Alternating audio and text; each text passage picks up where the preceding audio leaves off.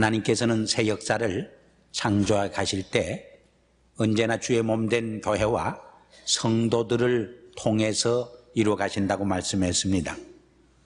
그리고 이러한 하나님의 새 역사에 기수가 되고 동참자가 되기 위해서는 먼저 우리들 자신이 하나님의 새 영을 받은 공동체가 되어야 한다고 말씀했습니다. 그리고 무엇보다도 지금도 살아 역사하시는 하나님에 대한 깊은 이해와 경험이 필요하다고 말씀했습니다. 두 번째로는 신학적인 이해가 정립되어야 한다고 했습니다. 많은 크리스찬 중에는 모든 것을 제 힘으로 해야 한다고 생각하는 율법주의 사상에 빠진 분이 있다고 했습니다. 그런가 하면 모든 것을 하나님께 전가시키고 자기가 져야 할 책임을 회피하는 사람들도 있다고 말했습니다. 그러므로 하나님께서 우리에게 주시는 무수한 창조적 기회를 상실하는 사람이 있다고 했습니다. 그러나 하나님께서는 우리가 하나님의 새 역사의 동반자가 될 때, 동력자가 될 때에 우리를 들어서 하나님의 새 역사를 이루어 가신다고 했습니다. 세 번째로 특별히 큰 믿음을 가진 성도들을 통해서 하나님께서는 새 역사를 이루어 가신다고 말씀했습니다. 오늘도 계속해서 창조적인 공동체, 창조적인 삶을 살아가기 위해서는 어떠한 공동체가 되어야 하고 어떠한 삶을 살아야 할 것인가, 이런 말씀에 관해서 같이 묵상을 해보려고 합니다. 먼저 창조적인 공동체가 되고 창조적인 삶을 살아가기 위해서는 우리 앞에 부닥치는 문제를 하나의 기회로, an opportunity로 삼을 수 있는 믿음과 용기와 슬기가 있어야 합니다. 세상에는 세 종류의 사람이 있다, 이렇게 말해 볼 수 있습니다. 하나는 별로 문제가 되지 않는 적은 일을 문제시함으로 거기에 붙들려서 염려하고 걱정하고 또 거기에 빠져서 사로잡히게 되는 사람들이 있습니다. 우리가 별로 문제가 되지 않지만은 그것을 너무 심각하게 생각해서 걱정하고 염려하다 보면은 자기 올무에 빠져들게 됩니다. 자기 함정에 빠져들게 됩니다. 이것을 영어에서는 obsession이라고 그러는데, 그 적은 일에 집착되고 사로잡히다 보면은 이것이 점점 확대되면은 나중에는 피해망상증에 걸리게 됩니다. 그래서 누가 나를 해롭게 하지 않을까, 누가 나를 죽이려고 하지 않는가 하는 피해망상증에 걸려 살아가는 사람들을 봅니다. 두 번째로는 문제를 문제시하지 않는 사람들입니다. 우리가 어떤 문제를 문제시하면 문제가 되지만은 그것을 문제시하지 않으면 내게 문제가 되지 않습니다. 구체적으로 예를 들어서 어떤 사람이 나를 비판하고 비난합니다. 그것을 문제로 삼고 문제시하면 내게 큰 문제가 됩니다. 그러나 그것을 문제시하지 아니하고 무시해버리면 그것이 나에게 문제가 되지 않습니다. 어떤 사람이 나를 욕합니다. 그것을 욕으로 받아들일 적에 그것이 내게 욕이 됩니다. 그러나 그 욕을 내가 받아들이지 않으면 욕하는 사람만이 입이 아프고 시간 낭비하게 되고 정력을 소모하게 되고 많은 재물을 소비하게 됩니다. 이것이 아마 첫 번째 케이스보다 우리가 문제에 부닥칠 적에 이끌어갈 수 있는, 직면할 수 있는 보다 좋은 자세라, 이렇게 말할 수 있습니다. 세 번째로는 문제에 직면하게 될 적에 그 문제를 창조적인 기회로 포착하는 사람들입니다. 우리가 문제를 문제시 않을 때 문제가 되지 않는 것이 사실입니다. 그렇다고 해서 문제가 다 완전히 사라지고 해결되는 것은 아닙니다. 오히려 가장 성숙한 사람은 누구냐? 자기 앞에 부닥친 문제와 위기를 오히려 창조적인 기회로 포착해서 새로운 삶을 창출해낼 수 있는 사람이 가장 성숙한 사람이라, 이렇게 말할 수 있습니다.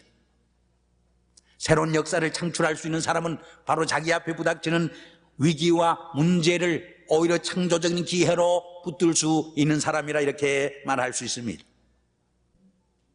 한문에 보면은 위기라고 하는 말은 위험이란 뜻도 있고 기회라는 뜻도 있습니다. 우리에게 부닥치는 크라이시스가 우리의 삶을 파멸시키는 위험도 되지만은 또 하나의 창조적인 기회도 될 수 있다고 하는 것을 우리는 분명히 기억을 해야 합니다. 오늘 본문에 보면 사도 바울도 바로 자기 앞에 부닥친 문제와 위기를 하나의 창조적인 기회로 붙들 수 있었던 것을 우리에게 보여줍니다. 사도 바울은 다메섹 도상에서 주님의 부름을 받고 크리스찬이 됩니다. 그리고 아라비아에 나가서 흔히 우리는 아라비아 광야로 생각하지만은 다메섹 근처에 있는 아라비아 도성으로 가서 복음을 전가합니다. 그리고 자기의 고향 길기야 다소에 가서 얼마 동안 은둔 생활을 합니다. 이때 바나바가 그를 불러다가 안디옥 교회에서 팀 미니스트리를 공동 목회를 시작하게 됩니다. 이 안디옥 교회에서 선교사로 파송을 받아서 1차, 2차, 3차 세계 선교 여행을 떠납니다. 이렇게 선교 여행을 하고 왔을 적에 사람들이 박수갈채를 보낸 것이 아닙니다. 오히려 동족 유대인들이 그를 모함하고 중상모략해서 고소를 하게 된 것입니다. 그래서 법정에 섭니다. 5차례의 재판을 받습니다. 마지막 아그리빠 왕 앞에서 재판을 받을 때였습니다. 베스도 총독이 그의 죄를 아무리 살펴봤지만은 죄가 없습니다. 그래서 아그리빠 왕 앞에 마지막으로 신문할 수 있는 기회를 허락해 주었습니다. 그때 사도 바울은 이 기회야말로 최상의 기회다, 하나님께서 내게 주신 최상의 오포추니티로 포착하고 아그리빠 왕과 모든 신하들에게 복음을 증가할 수 있는 기회로 삼아가지고 정성을 다해서 심혈을 기울여서 예수 그리스도의 복음을 힘차게 증가하게 됩니다. 베스도 총독이 그 말을 듣다가 바울아, 내가 미쳤구나, 내 말은 학문이 너를 미치게 하는구나 소리치게 됩니다. 영어 성경에 보면 he shouted, 어떤 성경에는 he said with a loud voice, you are out of your mind, your great learning is driving you mad. 너를 미치게 하는구나, 내 많은 학문이 너를 미치게 한다고 질책을 합니다. 그때 사도 바울이 뭐라고 대답을 합니까? 내가 미친 것이 아닙니다. I am not mad. What I'm saying is true and reasonable. 내가 말하는 것은 사실이요 가장 합당한 말입니다. 그렇게 외치게 됩니다. 그리고 아그리빠 왕과 모든 신하들을 향하여서 내가 결박된 것 외에는 여러분도 나처럼 하나님의 구원에 동참하는 축복이 있기를 바란다고 호소하는 장면을 읽을 수가 있습니다. 뿐만 아니라 그는 한 걸음 더 나가서 로마의 시민권을 가지고 있다는 이유를 들어서 로마에게까지 가서 복음 전하기를 원합니다. 그가 해방되고 자유함을 얻기 위해서 그렇게 한 것이 아닙니다. 그 당시 로마는 세계의 수도였습니다. 모든 길은 로마로 통한다는 말이 있었습니다.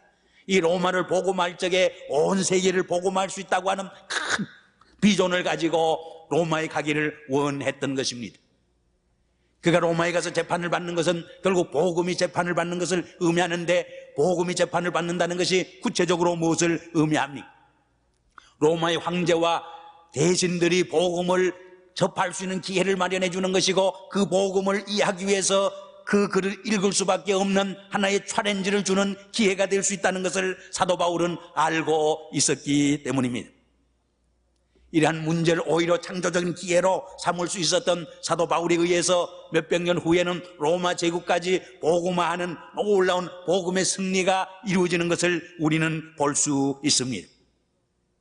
오늘날에도 어떤 사람들을 통해서, 어떤 공동체를 통해서 하나님의 새로운 역사가 창출될 수 있느냐? 바로 우리 앞에 부닥치는 문제와 위기를 창조적인 오포추니티로 붙들 수 있는 사람들에 의해서 하나님의 새로운 역사는 창조될 수 있다고 하는 사실입니다. 두 번째로, 창조적인 공동체, 창조적인 삶은 열린 마음의 사람들에 의해서 이루어지게 됩니다. 열린 마음, open minded people이란 말은 무슨 뜻입니까? 우리 사도행전 17장 11절에 보면은 베레아 사람들은 데살로니가 사람들보다 더 신사적이더라 하는 말이 있어요. 영어 성경에 보면은 more noble character, 더 고상한 인격을 가진 사람이더라 그렇게 번역을 했어요. 그러나 또 어떤 영어 성경에는 open-minded people, open-minded, 열린 마음의 사람들이라 그렇게 번역을 했습니다. 그 열린 마음이란 말이 무슨 뜻입니까? 예수님께서 비유 중에 4종류의 마음밭을 설명한 일이 있습니다. 하나는 길바닥과 같은 달고 다른 마음밭이 있습니다. 굳어진 마음이 있습니다. 완악해진 마음이 있습니다. 두 번째로는 돌자갈밭과 같은 마음밭이 있습니다. 세 번째로는 가시덤불과 같은 마음밭이 있다고 그랬습니다. 네 번째로는 옥토와 같은 마음밭이 있다고 그랬습니다. 이 옥토와 같은 마음밭에 복음의 씨가 떨어질 때 30배, 60배, 100배의 결실을 맺을 수가 있습니다. 이 부드러운 옥토와 같은 마음이 바로 오픈 마인디드, 열려진 마음을 의미하는 것입니다. 그럼 좀 더 구체적으로 열려진 마음이 어떤 마음이냐?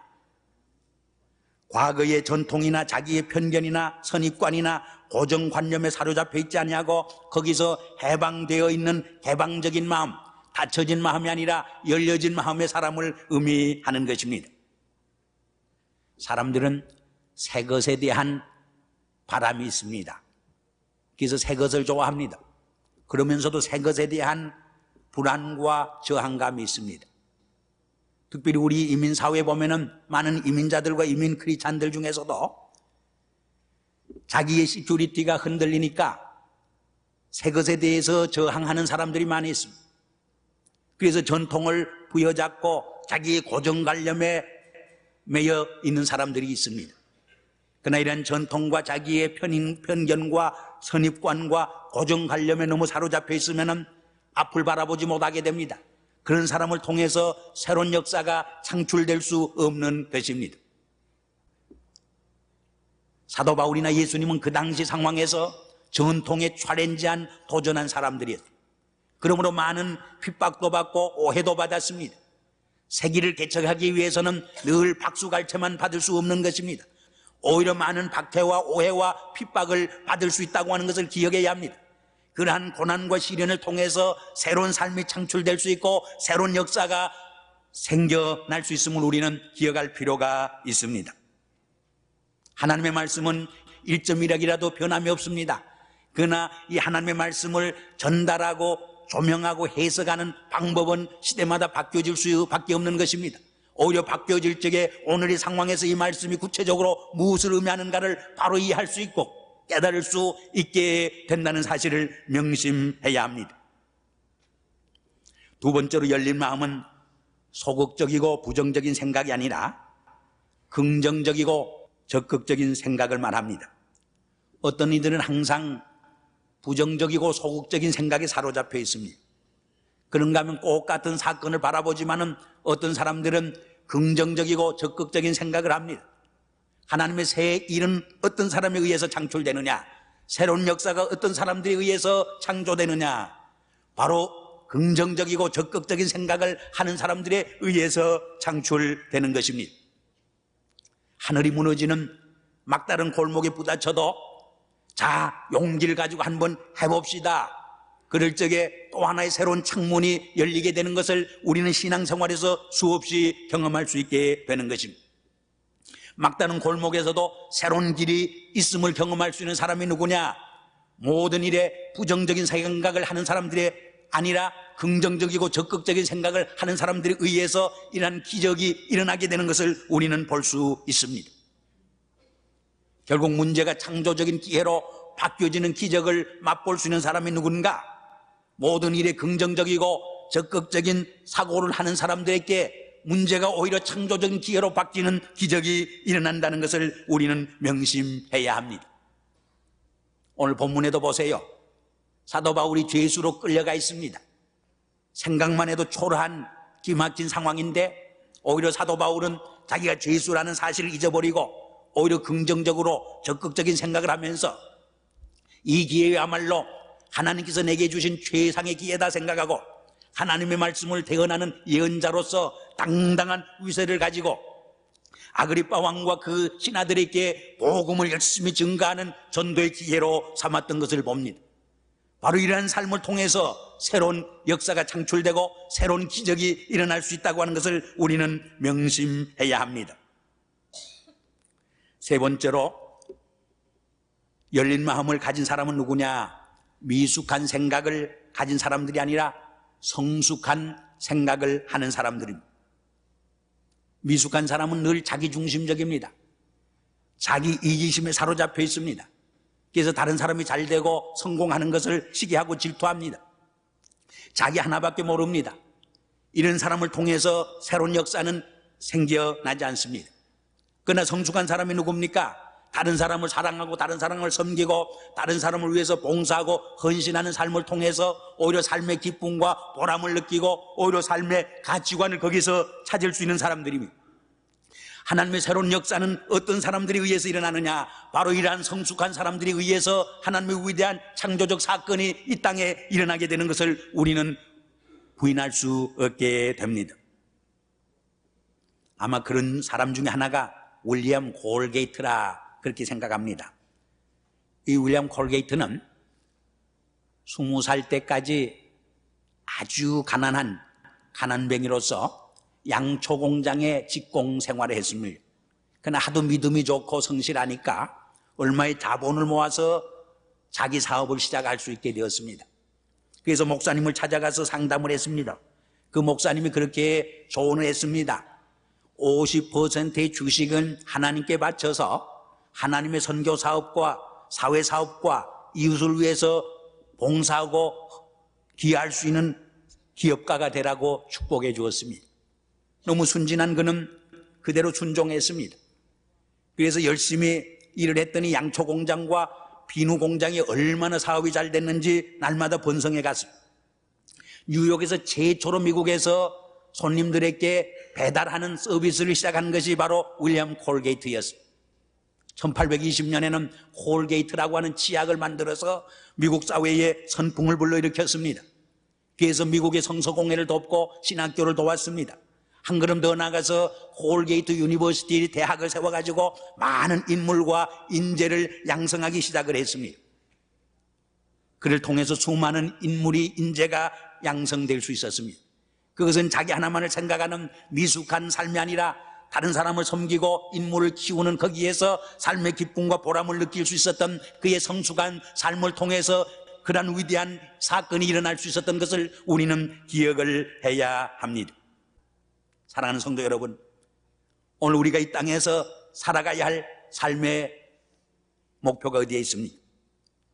하나님께서 우리를 130~40만이 넘는 한국 백성들을 미국 땅에 옮겨놓으신 섭리와 뜻이 어디에 있습니까? 하루 밥 3끼 평안하게 먹고 잘 사는 것이 우리 이민의 궁극적인 목적이겠습니까? 만일 그렇다고 하면 우리는 이민을 잘못 온 백성들일 것입니다. 거기에는 그 이상의 하나님의 섭리와 뜻이 있음을 우리는 분명히 기억을 해야 할 것입니다. 이 점에서 마지막으로 저는 기독교 문화와 기독교 복음의 빛은 히브리 문화와 헬레니즘이 마주치는 곳에서 일어났던 것을 상기시키면서 오늘 우리의 상황 속에서 우리가 정말 창조적인 소수 백성으로서 살아가야 할 길이 무엇인가를 조명해 보려고 합니다. 사실 기독교 역사를 가만히 살펴보면 히브리주의와 헬레니즘이 마주치는 그 접목에서 복음의 빛으로 조명해보고 제3의 기독교 문화와 기독교의 가치관을 창출해냄으로써 지난 2000년간 기독교 가치관이 기독교의 역사가 인류 역사를 지배한 것을 우리는 볼 수 있습니다. 이것을 누가 했느냐? 바로 이민자 사도 바울과 이민교회 안디옥 교회를 위시해서 많은 이민교회가 일을 감당해왔던 것을 우리는 볼 수 있습니다. 여기서 우리에게 주는 귀한 교훈이 있는 줄 압니다. 지난 20년 혹은 30년 동안 우리 한국 이민자들이 경제적으로 사회적으로 많이 안정되어 있습니다. 그러나 오히려 최근에 보면은 이곳 사회에서 일어나는 폭력과 여러 가지 마약과 그리고 도덕적 윤리적 부패에 그대로 물들어가는 교민 사회를 봅니다. 이렇게 될 때 우리는 이 땅에서 정말 창조적인 소수자의 사명과 역할을 감당할 수 없는 것입니다. 오히려 동양 문화와 서양 문화를 우리는 접목시켜서 복음의 빛으로 조명해서 제3의 교포 이민 문화와 이민의 가치관을 우리들이 창출해낼 수 있을 적에 어두운 미국 사회에 복음의 빛을 밝힐 수 있는, 오히려 무너져가고 허물어져가는 미국 사회를 다시 불러일으킬 수 있는 새로운 창조적인 사명을 감당할 수 있게 된다고 말씀드리고 싶습니다. 며칠 전에 일본 경제신문이 각국 나라의 인구 구조와 경제 구조를 분석한 가운데 그런 말 한 것을 읽어봤습니다. 한국은 한참 피 끓는 23살의 청년이고, 일본은 37세에 성숙기에 건강을 과시하는 연령에 있고, 미국은 49세에 노년기에 접어들고 있고, 영국은 52세에 이제는 환갑을 바라보는 정말 노인에 처해 있다, 그런 글이었습니다. 저는 그걸 읽으면서 우리 이민사회의 연령이 몇 살쯤 되었을까 그런 질문을 해봤습니다. 분명히 아직도 20세의 젊은 연령층이 우리 이민사회라고 말씀드리지 않을 수 없습니다. 이러한 젊은 우리 이민사회가 큰 비전과 꿈을 가지고 정말 새로운 제3의 문화를 창출할 수 있을 적에 결코 부끄럽지 않은 이민의 역사를 이 땅에서 펼쳐가게 될 것입니다. 독일 이민 같은 유대인의 이민 역사를 살펴보면 1세들은 돈 벌기에 혈안이 되어 있었습니다. 돈밖에 몰랐습니다. 그러나 2세들은 독일 문화에 동화되어 갔습니다. 그러나 3세들은 2세들을 비평하면서 히브리 문화의 뿌리를 되찾는 운동과 함께 그 기독교 정신과 유대주의로 조명하면서 소위 주이시즘은 컬처와 가치관을 형성해 갔습니다. 그래서 독일의 문화, 정치, 경제, 사회 모든 분야에서 리더십을 발휘하면서 오히려 독일 사회를 이끌어가는 하나의 힘의 원동력을 구성하게 되는 것을 봅니다. 오히려 그것이 심하자 히틀러가 반발해서 주이시들을 학살하는 학살 사건이 일어나긴 합니다만, 사랑하는 성도 여러분, 우리가 이 땅에서 펼쳐가야 할 내일의 청사진이 무엇입니까? 우리가 새로운 미래를 창출해내고 새로운 역사를 창출하는 창조적인 소수족이 되고 창조적인 공동체가 되기 위해서는 먼저 우리가 우리 앞에 부닥치는 모든 문제를 창조의 기회로 붙들 수 있는 용기와 지혜와 믿음을 가져야 합니다. 과거지향적인 폐쇄된 마음을 떠나서 미래지향적인 열린 마음으로 우리 앞에 전개되는 모든 사건에 임할 수 있어야 합니다. 무엇보다도 우리가 처한 상황 속에서 동양 문화와 서양 문화를 종합해서 복음의 비달이 조명해서 새로운 제3의 문화를 창출해낼 수 있는 삶을 살아갈 때에 우리는 어두운 인미국 사회에 새로운 광명의 빛을 발휘할 수 있는 소수민족이 될 줄 믿습니다. 이러한 사명을 위해서 우리를 불러주셨고 우리가 여기 현존한다는 것을 다시 한번 확인할 때 우리는 부끄럽지 않은 삶을 살게 될 줄 믿습니다. 기도하시겠습니다.